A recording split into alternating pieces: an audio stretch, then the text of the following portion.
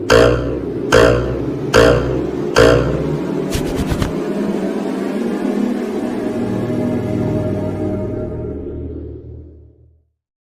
दोस्तों, फ्री सीखो भारत के यूट्यूब चैनल में आपका बहुत बहुत स्वागत है। दोस्तों, आज मैं आपको काइन मास्टर ऐप के बारे में बताऊंगा कि किस प्रकार से आप अपने फ़ोन से अपनी वीडियो को एडिट कर सकते हैं। तो चलिए देर न करते हुए वीडियो को शुरू करते हैं। तो यहाँ से आपको काइन मास्टर को ओपन करना है। सेटिंग में जाकर आप देख सकते हैं कि आपका जो फ़ोन कितने रेजोल्यूशन की वीडियो को सपोर्ट करता है। एडवांस सेटिंग में जाकर आप मल्टी लेयर ऑप्शन को भी ऑन कर सकते हैं, लेकिन इससे क्रैश होने का खतरा रहता है, इसलिए हम इसे ऑफ ही रखते हैं। बाकी और भी बहुत सारी सेटिंग यहाँ पर आपको देखने को मिल जाती हैं, लेकिन वो हमारे काम की नहीं है। बैक जाकर क्रिएट न्यू पर क्लिक करना है। प्रोजेक्ट नेम में प्रोजेक्ट का नाम डाल देना है। यहाँ 16:9 यानी कि यूट्यूब वीडियो के लिए, उससे अगला हमारा इंस्टाग्राम पे शॉर्ट डालते हैं उनके लिए, और तीसरा वाला जो होता है हमारा ये होता है इंस्टाग्राम पर वीडियो पोस्ट करने के लिए। तो हमें 16:9 लेना है यूट्यूब वीडियो को क्रिएट करने के लिए। अब यहाँ से हमें अपनी मीडिया को सेलेक्ट कर लेना है कि कौन सी मीडिया पर हमें काम करना है। यहाँ से सेलेक्ट करके उसे ओके पर क्लिक कर दें।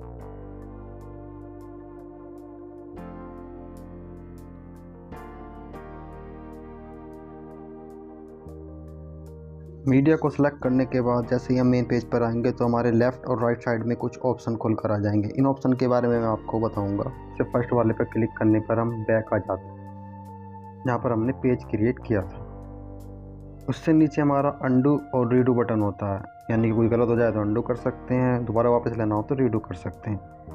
अब ये जो नेक्स्ट ऑप्शन है ये हमारा कैप्चर फ्रेम के लिए होता है। यहाँ पे हमारा ये प्ले हेड होगा, वहीं से ये स्क्रीन को कैप्चर कर लेता है। ये 3 से 4 ऑप्शन होते हैं, जैसे कि capture and as a frame, capture and add as a clip, capture and add as a layer और capture and add as a thumbnail.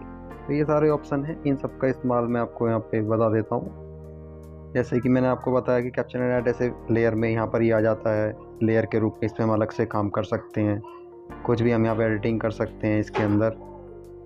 और सबसे लास्ट में है capture and add as a thumbnail. तो जैसे ही हम फ्रेम को capture करेंगे वो थंबनेल के रूप में यहाँ पर ऐड हो जाता है। तो हमें यहाँ पर थंबनेल ऐड नहीं करना है, तो इसलिए हम यहाँ से थंबनेल को ऐड नहीं करते, आगे बढ़ जाते हैं। तो नेक्स्ट ऑप्शन जो है वो है सेटिंग का। तो सेटिंग में जाने से पहले हम जो है यहाँ पर एक मीडिया को ऐड कर लेते हैं जिसमें कि साउंड हो। तो हमने यहाँ पर एक मीडिया ऐड कर लिए। देखिए इसमें साउंड आ रहा है, मैं आपको प्ले करके दिखा देता हूँ। तो हम इसे थोड़ा सा पहले क्रॉप कर लेते हैं। तो क्रॉप करने के 2 तरीके हैं। या हम इसको सिलेक्ट करेंगे, उसको ड्रैग करेंगे तो थोड़ा क्रॉप हो जाती है, श्रिंक हो जाती है। और दूसरा जो तरीका है, यहाँ से सेलेक्ट करेंगे और स्प्लिट भी कर सकते हैं, यानी कि ट्रिम और स्प्लिट, यहाँ से भी हम इसको क्रॉप कर सकते हैं। क्रॉप करने के बाद हम यहाँ पर सेटिंग में जाएंगे। तो जैसा कि मैंने आपको क्रॉप करके दिखाया, चलिए इसे यहाँ पर हम अंडू कर लेते हैं।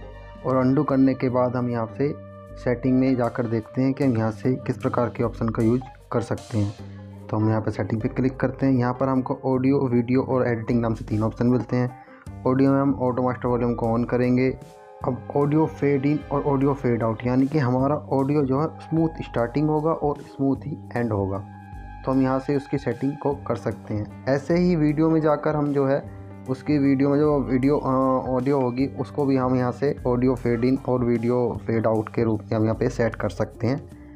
तो उसी के अनुसार हम सेट करेंगे। ऑडियो को हम इस प्रकार से सेट कर लेंगे। अब एडिटिंग के अंदर आ जाते हैं। एडिटिंग में जो है हम यहाँ पर डिफ़ॉल्ट फ़ोटो ड्यूरेशन, यानी कि हमारी फ़ोटो की ड्यूरेशन क्या रहेंगे जब हम फ़ोटो को यहाँ पर ऐड करेंगे।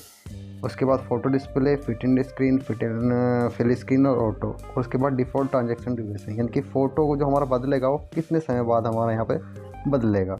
तो चलिए वीडियो को प्ले करके देख लेते हैं।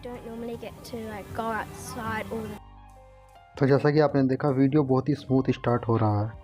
तो नेक्स्ट ऑप्शन को देखने के लिए हमें यहाँ पर काफ़ी सारी लेयर को ऐड करना होगा। तो चलिए लेयर को यहाँ पर ऐड कर लेते हैं और उसके बाद देखते हैं कि अगला ऑप्शन किस प्रकार से काम करता है। तो जब हम काफ़ी सारे लेयर को ऐड कर लेते हैं तो हमें यहाँ पर स्पेस की काफ़ी कमी नज़र आती है।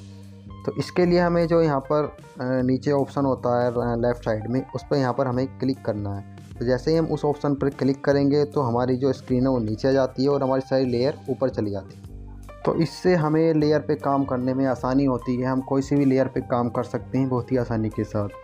तो इस तरह हमने इस फंक्शन का इस्तेमाल भी देख लिया है, किस प्रकार से हम इस फंक्शन का इस्तेमाल अपने लिए आसानी से कर सकते हैं। तो चलिए नेक्स्ट ऑप्शन को देख लेते हैं वो किस प्रकार से काम करता है। लेकिन इसके लिए पहले हम इन जो हमने लेयर यहाँ पर ऐड की है उनको यहाँ पर डिलीट कर देते हैं, ताकि हम नेक्स्ट फंक्शन को यहाँ पर देख सकें।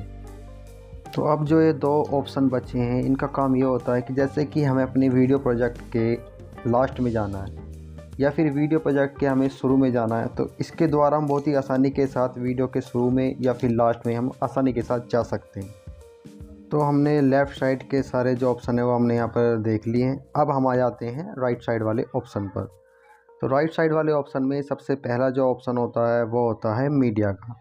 तो यहाँ से हम अपने वीडियो प्रोजेक्ट में मीडिया को ऐड कर सकते हैं, फ़ोटो या फिर वीडियो या कुछ और ऐड करना चाहे वो भी हम यहाँ से कर सकते हैं। जैसे मैंने यहाँ से एक फ़ोटो को यहाँ से ऐड किया है, आप देख सकते हैं। तो चलिए इसको यहाँ से डिलीट कर देते हैं और नेक्स्ट ऑप्शन को देख लेते हैं। तो इससे अगला ऑप्शन जो आता है वो आता है ऑडियो का। तो हम अपने वीडियो प्रोजेक्ट में ऑडियो को यहाँ से ऐड कर सकते हैं। ऑडियो पर हम जैसे ही क्लिक करते हैं तो यहाँ पर हमें ऑडियो अपलोड करने के लिए ऑप्शन को खुल जाते हैं। तो यहाँ से हम देख लेते हैं कि हमारा ऑडियो जो है वहाँ पर कहाँ पर पड़ा हुआ है। जैसे कि अगर हमारे जो फ़ोन में पड़ा हुआ है तो हम यहाँ पर फोल्डर ऑप्शन खोलेंगे और जहाँ पर भी हमारा जो ऑडियो पड़ा हुआ है वहाँ से हम उसको सेलेक्ट करके यहाँ से ओपन कर लेंगे। जैसे ही प्लस के निशान पर दबाएंगे तो वो वीडियो यहाँ पर ऐड हो जाएगा। ऐड होने के बाद हम यहाँ से उसे प्ले करके चेक कर लेते हैं।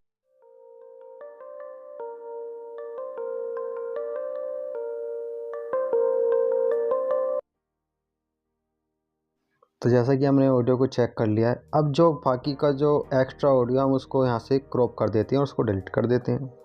तो चलिए उसे फिर से हम प्ले करके देख लेते हैं कि किस प्रकार से हमारा ऑडियो चलता है।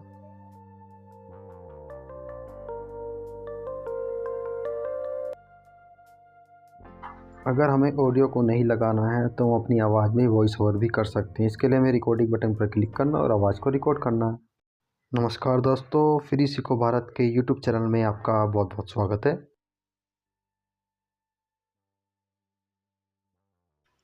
नमस्कार दोस्तों, फ्री सीखो भारत के यूट्यूब चैनल में आपका बहुत बहुत स्वागत है। तो नेक्स्ट ऑप्शन हमारा आता है लेयर का। लेयर में सबसे पहले क्लिक करने के बाद जो ऑप्शन आता है वो आता है मीडिया का। मीडिया में हम अपने यहाँ से वीडियो या फ़ोटो को लेयर के रूप में यहाँ से ऐड कर सकते हैं और उस पर वर्क कर सकते हैं। तो चलिए हम यहाँ से एक फ़ोटो को यहाँ से ऐड कर लेते हैं। अधिकतर इस ऑप्शन का इस्तेमाल जो होता है वो हमारा जैसे वीडियो चल रही है वहाँ पर हम लोगो सेट करना चाहते हैं तो हम यहाँ से लोगो सेट कर सकते हैं इस ऑप्शन के द्वारा। चलिए मैं आपको दिखा देता हूँ किस प्रकार से करते हैं। तो इस YouTube के लोगो को मैंने यहाँ पर सेट कर दिया। चलिए प्ले करते हैं। तो जैसा कि आप देख पा रहे हैं कि यहाँ पर जो हमारा लोगो है YouTube का वो वीडियो के कॉर्नर में आ रहा है। तो इस प्रकार से आप अपना लोगो जो है वीडियो में सेट कर सकते हैं। तो लेयर में नेक्स्ट ऑप्शन आता है इफ़ेक्ट का। इफ़ेक्ट में आपको यहाँ पर एक ही इफ़ेक्ट नज़र आएगा, बेसिक इफ़ेक्ट के नाम से। ये जो सारी इफ़ेक्ट आपको नज़र आ रही हैं ये मैंने डाउनलोड किए हैं। मैं आपको बताऊंगा आखिरी में कि ये इफ़ेक्ट कहाँ से डाउनलोड होते हैं। तो इफ़ेक्ट पर जैसे ही क्लिक करेंगे यहाँ पर आपको गॉसियन ब्लर और मोज़ेक दो इफ़ेक्ट नज़र आएंगे। तो ये दोनों ही एक ही तरह से इस्तेमाल होते हैं। मैं आपको गॉसियन ब्लर का इस्तेमाल बता देता हूँ। ब्लर का प्रयोग अधिकतर हम किसी डाटा या जानकारी को छुपाने के लिए करते हैं। तो यहाँ पर मैंने जो है इसको सेट किया और इसको YouTube के बैनर पर हमने इसको सेट कर दिया, यहाँ पर एडजस्ट कर दिया।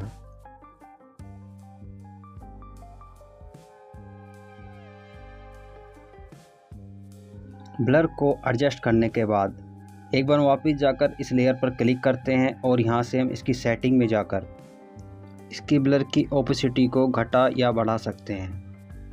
अगर हमें ओपेसिटी को यहाँ से नहीं बढ़ाना तो यहाँ पर इसके बराबर में जो अल्फ़ा ओपेसिटी है यहाँ से भी हम इसकी ओपेसिटी को घटा या बढ़ा सकते हैं। अब इसी सेटिंग में होता है इन एनिमेशन, यानी कि हमारा ब्लर इफ़ेक्ट जो एंटर होगा वो किस तरह से एंटर होगा वो यहाँ से हम सेट कर सकते हैं। इसके बाद होता है आउट एनिमेशन। आउट एनिमेशन यानी कि जब ब्लर का इफ़ेक्ट ख़त्म होगा तो किस तरीके से बाहर जाएगा। ओवरऑल एनिमेशन भी यहाँ से हम सेट कर सकते हैं कि पूरे इफ़ेक्ट में ओवरऑल एनिमेशन किस तरह से दिखाई देगा। जो हमारी ब्लर इफ़ेक्ट की लेयर है उसको हम स्प्लिट कर सकते हैं, इनके बीच में से हम उसे तोड़ सकते हैं। आधा जो इफ़ेक्ट हम कहीं और लगा सकते हैं और आधा इफ़ेक्ट हम कहीं और भी लगा सकते हैं स्प्लिट करके उसे। इसमें trim left, trim right, split 3 तरह के ऑप्शन होते हैं। ट्रिम लेफ़्ट से लेफ़्ट साइड का पोर्शन कट जाता है, ट्रिम राइट से राइट साइड का पोर्शन कट जाता है और स्प्लिट से बीच में से वो स्प्लिट हो जाता है। तो स्प्लिट के बाद नेक्स्ट ऑप्शन आता है इसमें शेप का। तो यहाँ से हम ब्लर की शेप को सिलेक्ट कर सकते हैं कि हमें राउंड शेप में चाहिए, स्क्वायर में चाहिए, ट्रायंगल चाहिए, यानी जिस शेप में भी हमें चाहिए अपना ब्लर वो हम यहाँ से सेट कर सकते हैं। और इसी के ऊपर दिए फेदर ऑप्शन से हम इसके शार्प कॉर्नर को एडजस्ट कर सकते हैं। शेप के बाद होता है ट्रांसफॉर्म, यानी कि हम इसे लेफ़्ट साइड, राइट साइड, ऊपर, नीचे, किस एंगल में लगाना है वो हम यहाँ से सेट कर सकते हैं।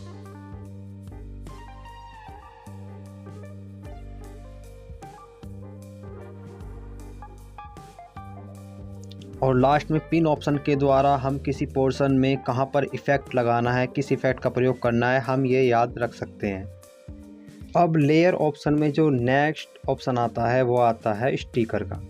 तो स्टिकर का प्रयोग भी हम इफ़ेक्ट की तरह ही कर सकते हैं। सभी ऑप्शन बिल्कुल ऐसे ही होते हैं जैसे इफ़ेक्ट में होते हैं।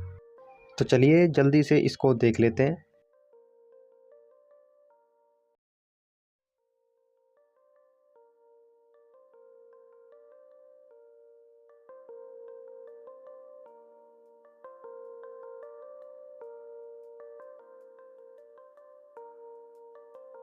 तो चलिए फटाफट इसको प्ले करके देख लेते हैं। तो आप देख पा रहे हैं कि हमारा जो है स्टिकर का इफ़ेक्ट इस प्रकार से आ रहा है जब हम वीडियो को प्ले कर रहे हैं। तो अब स्टिकर ऑप्शन के बाद नेक्स्ट ऑप्शन जो आता है वो आता है हैंड राइटिंग का।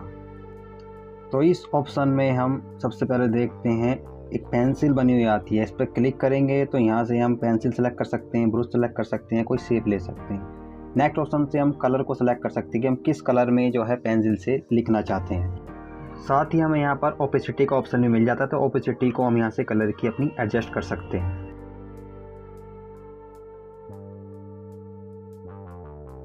पेंसिल के साइज को बढ़ाने के लिए सबसे नीचे जो ऑप्शन आ रहा है उस पर हम क्लिक करेंगे और यहाँ से हम अपनी आवश्यकता के अनुसार पेंसिल के साइज को हम यहाँ से सेलेक्ट कर सकते हैं।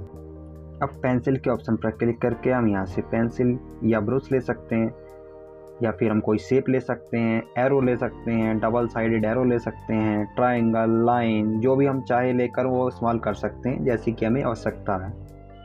अब पेंसिल के नीचे सेकंड रो में हमें इरेजर का ऑप्शन मिल जाता है। तो इरेजर के ऑप्शन के द्वारा हम जो स्क्रीन पर काम कर रहे हैं अगर गलती हो जाती है तो हम इसको इरेज कर सकते हैं। अगर हमें पूरी स्क्रीन को क्लियर करना है तो इरेजर के बराबर में जो बटन होता है उसको हम क्लिक करके पूरी स्क्रीन को ही हम क्लियर कर सकते हैं। तो लेयर ऑप्शन में जो लास्ट ऑप्शन बचता है वो बचता है हमारा टेक्स्ट का। तो इसका इस्तेमाल हम देख लेते हैं। तो टेक्स्ट पर क्लिक करेंगे, यहाँ पर हम कोई भी अपना टेक्स्ट यहाँ पर लिख लेते हैं और उसको ओके कर देते हैं। टेक्स्ट को लिख लेने के बाद हम यहाँ से इसको एडजस्ट कर लेते हैं और जहाँ पर भी हमको रखना है वहाँ पर हम इसको स्क्रॉल करके वहाँ पर सेट कर देते हैं। टेक्स्ट को एडजस्ट करने के बाद इस लेयर में कुछ ऑप्शन आ जाते हैं। जो फर्स्ट ऑप्शन होता है वो होता है एडिट का। तो एडिट पे क्लिक करके हम अपने टेक्स्ट में कुछ एडिट कर सकते हैं। नेक्स्ट आता है फ़ॉन्ट का ऑप्शन। तो यहाँ से अपने टेक्स्ट का फ़ॉन्ट चेंज कर सकते हैं। इसके बाद आता है इन एनिमेशन। इन एनिमेशन के द्वारा हम अपने टेक्स्ट में इन एनिमेशन दे सकते हैं, यानी कि किस तरह से वो एंटर होगा। उसके बाद आता है ओवरऑल एनिमेशन। इसके द्वारा हम अपने टेक्स्ट में ओवरऑल एनिमेशन लगा सकते हैं। इसके बाद आता है हमारे पास आउट एनिमेशन, यानी कि जब हमारे टेक्स्ट का टाइम ख़त्म होगा तो किस तरीके से हमारे जो है स्क्रीन से बाहर जाएगा वो भी हम यहाँ से सेट कर सकते हैं। इसके बाद जो नेक्स्ट ऑप्शन आता है वो आता है हमारा कलर का, यानी कि टेक्स्ट का कलर हम क्या रखना चाहते हैं वो हम यहाँ से सिलेक्ट कर सकते हैं। नेक्स्ट है ओपेसिटी। यहाँ से हम टेक्स्ट की ओपेसिटी को कंट्रोल कर सकते हैं। उसके बाद आता है कॉर्नर पिन। कॉर्नर पिन के द्वारा जो है अपने टेक्स्ट को एक 3D लुक दे सकते हैं, यानी कि कहाँ से उसको स्प्रेड करना है, वाइड करना है, कहाँ से उसको नैरो करना है, ये सब हम यहाँ से एडजस्ट कर सकते हैं।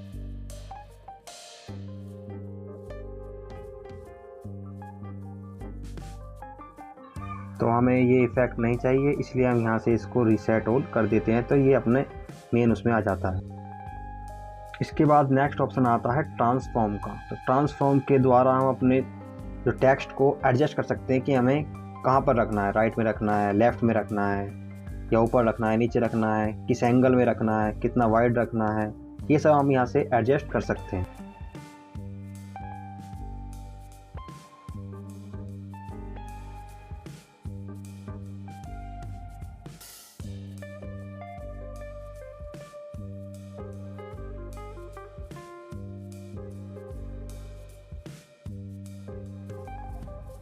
तो इससे आगे जो ऑप्शन होते हैं वो होते हैं प्रीसेट और ब्लेंडिंग। प्रीसेट में कुछ प्रीसेट होते हैं जिनका इस्तेमाल हम सीधे ही टेक्स्ट पर कर सकते हैं। तो ब्लेंडिंग का इस्तेमाल करने से पहले मैं आपको आगे के ऑप्शन बताऊंगा, जिसमें होता है आउटलाइन। तो यहाँ से अपने टेक्स्ट को आउटलाइन दे सकते हैं। यहाँ से कलर के द्वारा हम कलर सेलेक्ट कर सकते हैं और आउटलाइन को यहाँ से हम दे सकते हैं। तो नेक्स्ट ऑप्शन है ग्लो। यहाँ से हम अपने टेक्स्ट को ग्लो दे सकते हैं।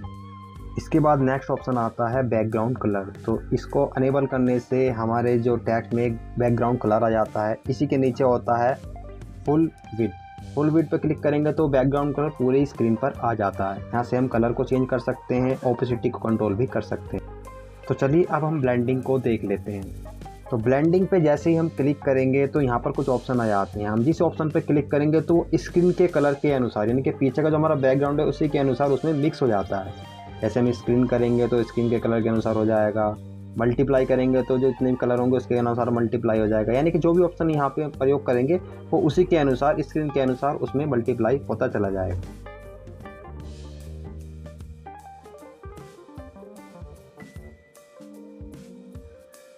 तो हमको ब्लेंडिंग नहीं चाहिए, तो चलिए हम इसे नॉर्मल कर लेते हैं। तो चलिए अब हमने जो इफ़ेक्ट डाले हैं उसको हम प्ले करके देख लेते हैं किस प्रकार से इफ़ेक्ट आते हैं।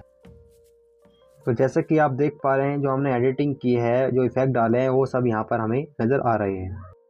तो चलिए अब मैं आपको बताता हूँ कि अगर आप इफ़ेक्ट या फिर म्यूजिक को डाउनलोड करना चाहते हैं तो वो कहाँ से कर सकते हैं। तो उसके लिए आपका इंटरनेट कनेक्शन ऑन होना चाहिए। यहाँ पर आप स्टोर पे क्लिक करेंगे, यहाँ से आप म्यूज़िक या इफ़ेक्ट, ब्लर इफ़ेक्ट, एनिमेशन, जो भी आप डाउनलोड करना चाहते हैं वो यहाँ से डाउनलोड कर सकते हैं। मैं आपको एक ब्लर इफ़ेक्ट डाउनलोड करके दिखा देता हूँ। यहाँ पर मैंने क्लिक किया म्यूज़िक पे, इस पर डाउनलोड कर लिया। अब मैं बैक जाता हूँ और इफ़ेक्ट ऑप्शन में जाकर देखता हूँ तो म्यूज़िक 2 ये हमारा इफ़ेक्ट है। यहाँ पे क्लिक करेंगे, इसका हम इस्तेमाल कर सकते हैं। तो स्टोर पर से डाउनलोड करने के लिए आपको या तो काइनमास्टर परचेज़ करना होगा या फिर आप इंटरनेट पर जाकर गूगल पर सर्च करेंगे मोड, इसका मोड को डाउनलोड करके वहाँ से आप इस्तेमाल कर सकते हैं। तो काइनमास्टर के मोड वर्जन को अपने रिस्क पर ही इस्तेमाल कीजिएगा, क्योंकि इससे आपके फ़ोन में वायरस आने का खतरा बना रहता है। तो चलिए अब हम वीडियो को सेव करना सीख लेते हैं, किस प्रकार से वीडियो को सेव करना है। तो ऊपर जो बटन है यहाँ पर हम क्लिक करेंगे। इसके बाद जो हमारे पास ऑप्शन खुलकर आ जाएंगे, यहाँ से अपने रेजोल्यूशन को सिलेक्ट कर सकते हैं, किस रेजोल्यूशन में हमें वीडियो को सेव करना है। उसके बाद फ्रेम रेट को सिलेक्ट करेंगे और यहाँ से सेव एस वीडियो पर हम क्लिक कर सकते हैं। तो इससे हमारी वीडियो जो है हमारे फ़ोन में, हमारी गैलरी में सेव हो जाएगी। तो मुझे अभी यहाँ सेव नहीं करनी है, इसलिए मैं कैंसिल कर देता हूँ। तो दोस्तों ये था हमारे काइनमास्टर का ओवरऑल ओवरव्यू। इसके नेक्स्ट पार्ट में मैं आपको इसकी एडवांस लेवल की एडिटिंग को बताऊंगा। तो तब तक के लिए चैनल को लाइक, शेयर और सब्सक्राइब करना ना भूलें। धन्यवाद।